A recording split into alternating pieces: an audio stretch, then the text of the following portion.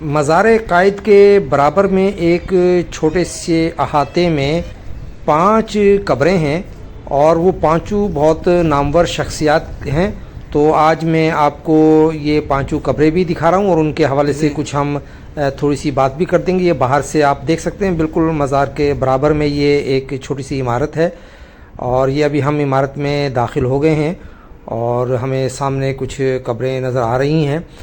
اچھا، یہ جو پہلی قبر ہے یہ پاکستان کے پہلے وزیر اعظم لیاقت علی خان کی ہے.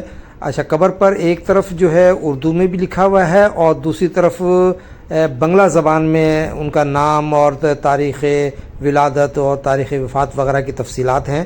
اور ان کے برابر میں ان کی اہلیہ بیگم رانا لیاقت علی خان کی قبر ہے.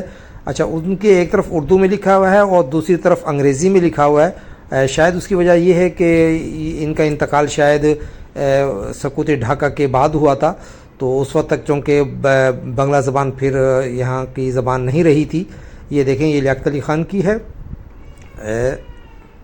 یہ آپ دیکھ سکتے ہیں، اور یہ بیگم رانا لیاقت علی کی، اور یہاں میں نے پہلے آپ کو دکھایا ہے وزیر اعظم لیاقت علی خان کی قبر. اور بھی ہیں. ابھی ہم دوسری طرف چلتے ہیں، دروازے کے اس طرف یہ قبر ہے. ابھی ہم تھوڑا قریب جا کے دیکھتے ہیں. اچھا، یہ نور الامین صاحب کی قبر ہے جو پاکستان کے تقریباً 17 دن وزیر اعظم رہے ہیں، اور لیکن ان کی بڑی تاریخی ہے کہ بنگلہ دیش سے ان کا تعلق تھا، لیکن یہ سقوط ڈھاکہ کے بعد یہیں پاکستان میں ہی رہے اور پاکستان کی بہت انہوں نے حمایت کی. تو ان کی بھی قبر پر دونوں زبانوں میں تحریر موجود ہے.